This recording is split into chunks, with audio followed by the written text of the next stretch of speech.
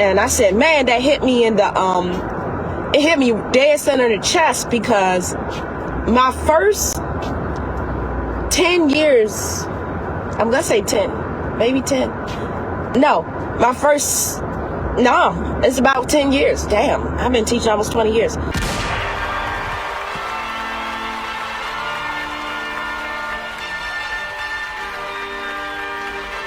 This is the Diary of a Lady Band Director podcast.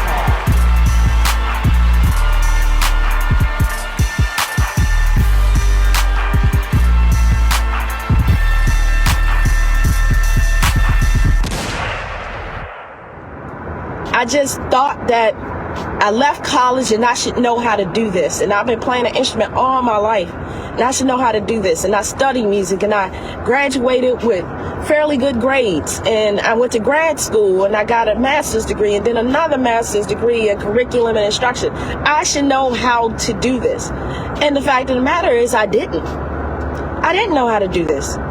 And I remember making a rookie mistake where you overprogram for festival. I just was feeling, I wanted to play all the songs that made me happy when I was learning how to play my instrument and in ensembles. So I programmed all the music that made me happy, and I didn't know, instrumentation matters. And I just did a rookie mistake. I programmed something that was way too hard for my group, way too hard. And, I got a score that reflected it. I've never gotten, I got a 3 on the floor, and we got 2s in sight reading, which means that they had skills, like they could read music. It's just that I picked something that wasn't befitting of my ensemble. And talking to a room full of people I consider mentors, and even the young man who was sharing, he said it was his first 20 years before he got a superior, and he was sharing that he had to learn how to get help and study and go to conferences. And, Dr. Miles, who was inducted, he was saying much of the same thing. He was just saying, when he was first started teaching, people would tell him things, and some of the goats from public school would tell him things, and he would listen. And me and my former co-worker, or I ain't even gonna say former, my colleague, James Childs, we always talk about this, seeking help, and how when we first started, you did that too. I feel like that's just a rookie mistake, to overprogram. But he was just saying that when we first got our positions, he was at Baltimore City College, which is a high school. It's the oldest public high school in America. Like the oldest. It's kind of strange because Baltimore used to be the nation's capital. That's a whole nother history lesson. But and I was at the oldest all-girl public high school in the nation. And our schools, by proxy, were rivals, mainly because our brother school was Poly, and Poly was there. They had the oldest rivalry in the nation. So, but we would talk to each other. We have a standing meeting, which is who was calling. We have a standing meeting every morning. We talk and we run each other's playbook by each other. We run a playbook. What are you trying to accomplish today? And what's your steps to do to get there? And when we were colleagues, direct colleagues, now he's a music supervisor, we used to call each other the same as rivals. And it got me thinking. I was like, he mentored to me and I mentored to him. And it came up, I was talking to another band director. We was in his room after the induction ceremony. And we found out how many people just don't have mentors. Like, that's a thing, to not have a mentor. Band directors need mentors. And I've said this before, you need more than one. You need one for a lot of different facets. And I could rattle mine off because they all impart something. Hands down, my very number one front spot is going to be my college band director, Dr. Miles, because he's just so knowledgeable. He's just been doing it so long. He is a wealth of information. I'm blessed that he's here to still impart information that, you know, he said last night, when he dies, it's going with him. And so I just think every day is an opportunity to seek out information from people in mentorship roles. And I talked to another mentor of mine. He just got the business of band together. He knows how to run band as a business. And that's Walter Harley, Oxford Hill High School. And, you know, when I need to understand how I should program, he's a good mentor. When I need to know how to form boosters and how should I go about this communication or this event, Walter Harley has just got the business of band. He has an all black band, you know, in Maryland, and they're comprehensive. They're just truly comprehensive in what it is that they do. So after the induction ceremony of Dr. Melvin N. Miles into Phi Beta Mu, which I still feel, I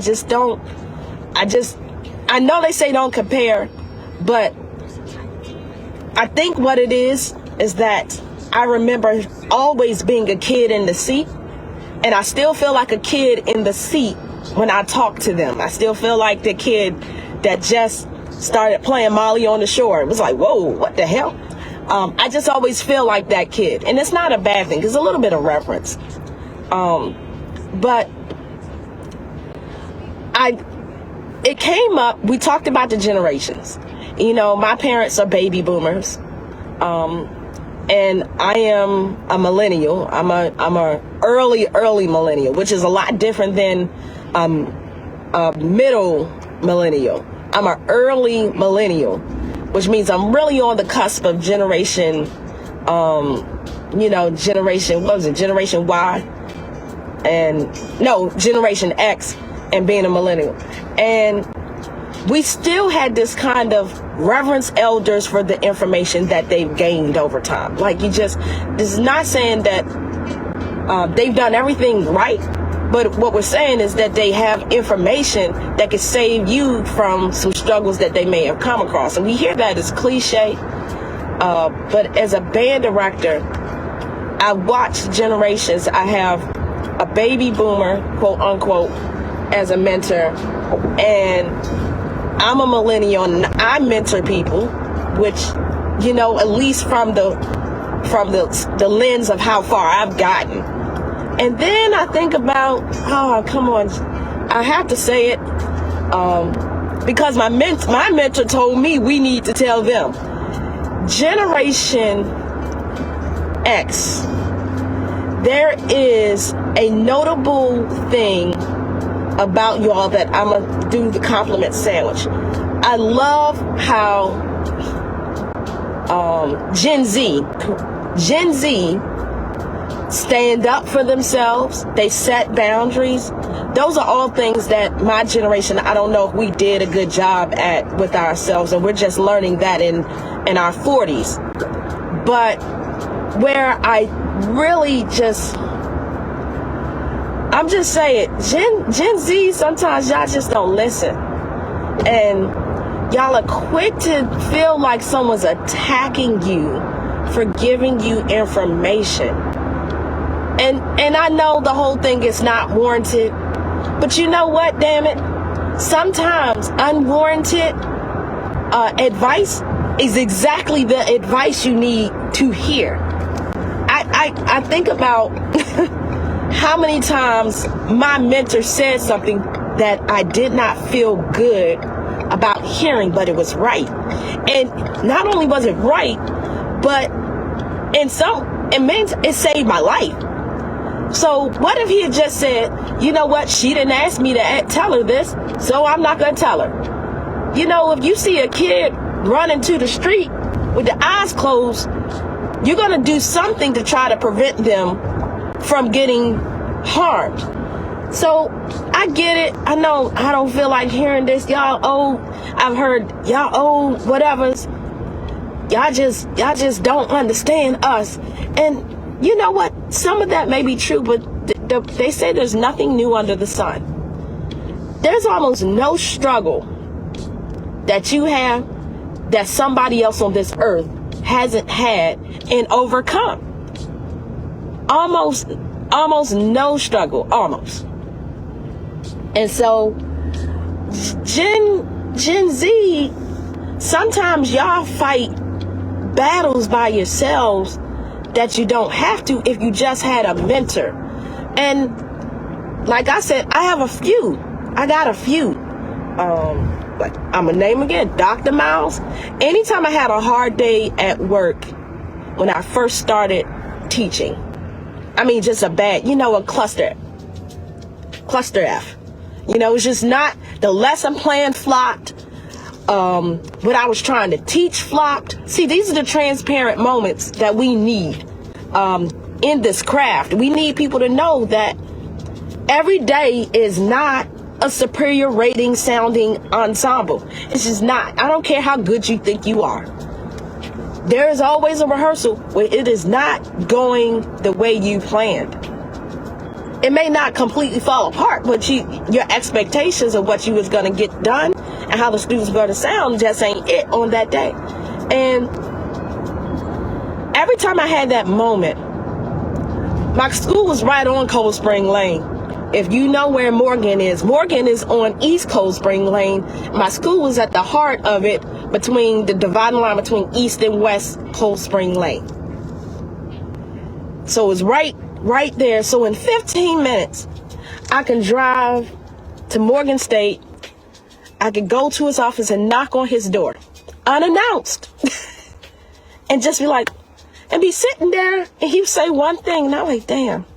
He's right. It didn't always feel good. I said, damn, this man right. And in the land of big name band directory, be careful, because everybody's situation is different. Everybody's resources are different. Where the students start are different places. So sometimes we'll look up to something without having a real conversation of how they got there, without comparing. Like, sometimes what they're doing is not going to work for you. That's why I say not only get a mentor, but get a mentor who has taught similar demographics, similar situations as you. And overcome it. Keyword, overcome it. Because when it comes to this thing called band directoring, some things change, but many things are consistently staying the same. Kids are kids. At the core of them, whether they're post-pandemic, whether they're pre-pandemic, whether they're millennials, exennials, baby boomers, when they were a kid, they all developmentally had the same things fundamentally going on. So it's important to have mentors who come from similar situations and have overcome it. And it's even more important for you to seek those people out when you need help. And sometimes not even when you need help, just to bounce an idea off of them. And so when I would have a bad day, I would go over the lesson. I would talk to Dr. Miles, like, what? Oh, man, what's going on? Sometimes he would just affirm that, it is what it is. And sometimes he would tell me, well, did you consider this when you planned this out? Oh, all right, just tell you it's stupid. And sometimes Gen Z, sometimes y'all just are very, in general, I know not all of them, because I have some mentees that are Gen Z that ask me for help regularly, and I never do that thing where I say who it is asking, because everybody don't need to know that. That's your business. That's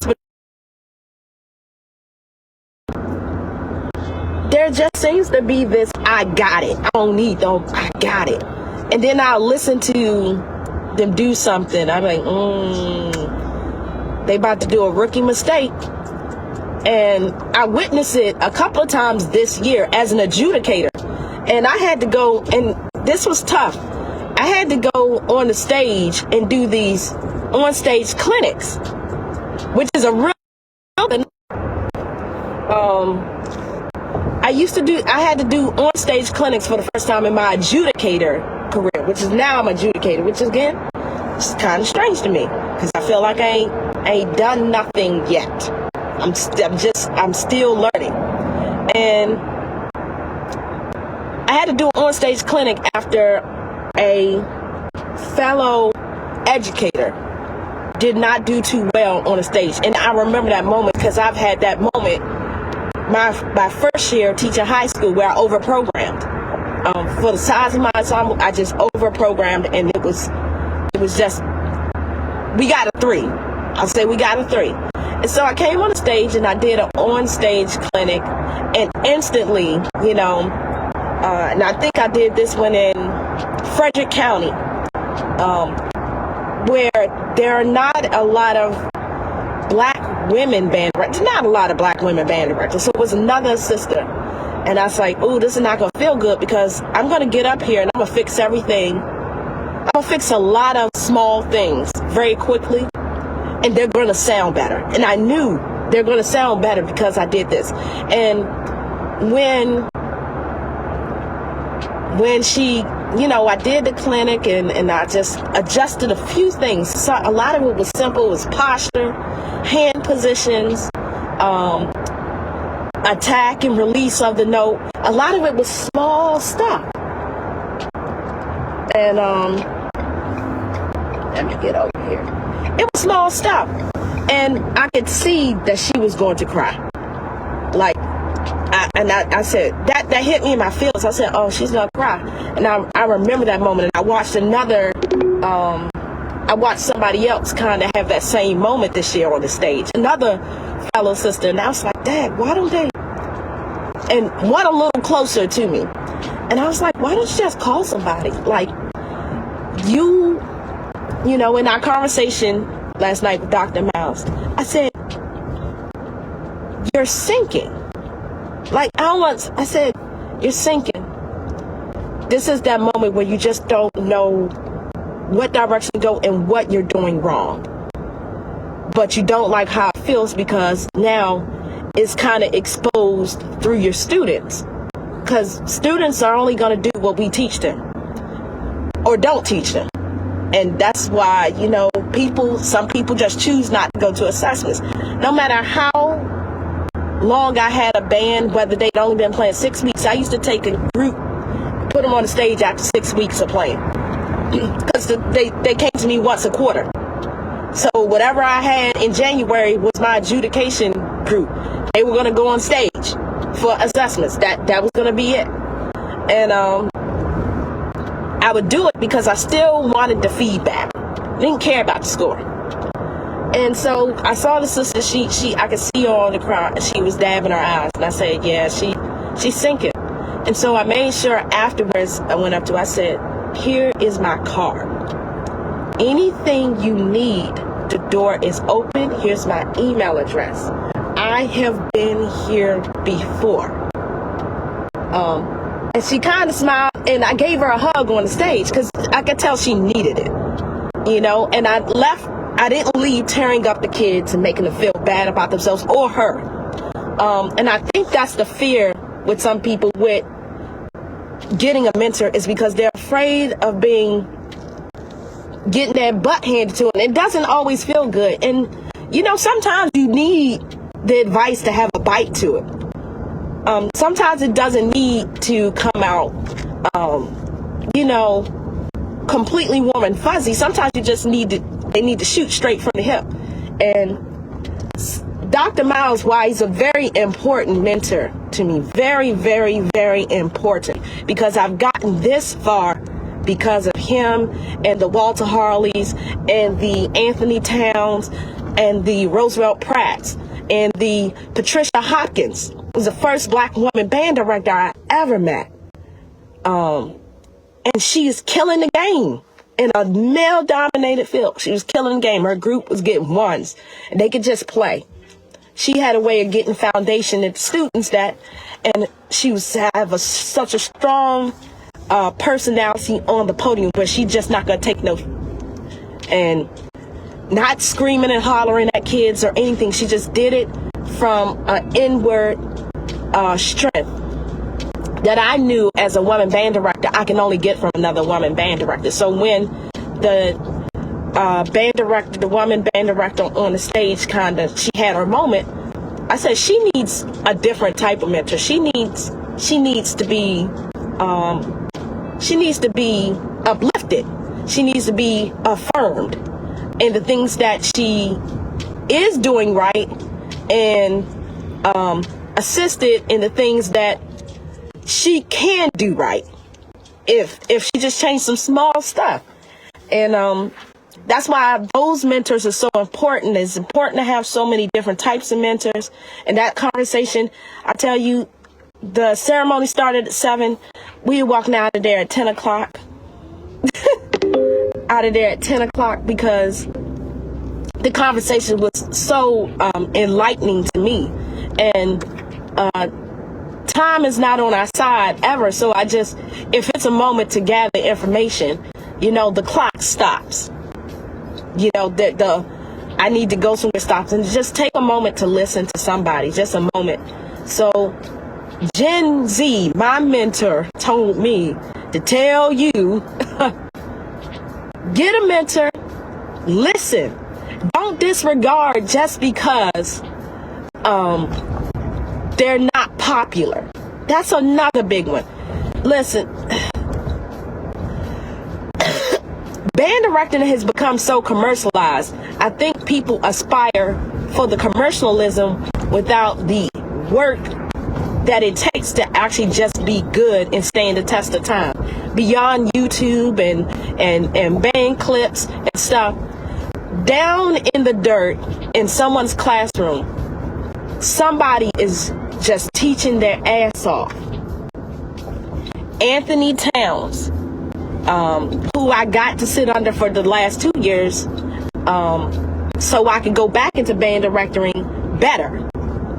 Anthony Towns, a lot of people think because he's a VPA program of the North that he just get kids that come in and can play grade 5 music, and he's got feeders and blah blah blah. No, that man is just teaching his ass off. I'm here to say it. And he doesn't have a YouTube page, and he doesn't have he's not really on Facebook or Instagram. His band doesn't have a social media page. They don't even have one. When I tell you those kids can play grade 5 and 6 music, first time that I knew I needed to talk to this brother from Morgan, from home. He's from home. We're from the same place. The first time I realized that is when his high school band was playing Molly on the Shore, and Molly on the Shore kicked me on the floor in college, and they were handling it.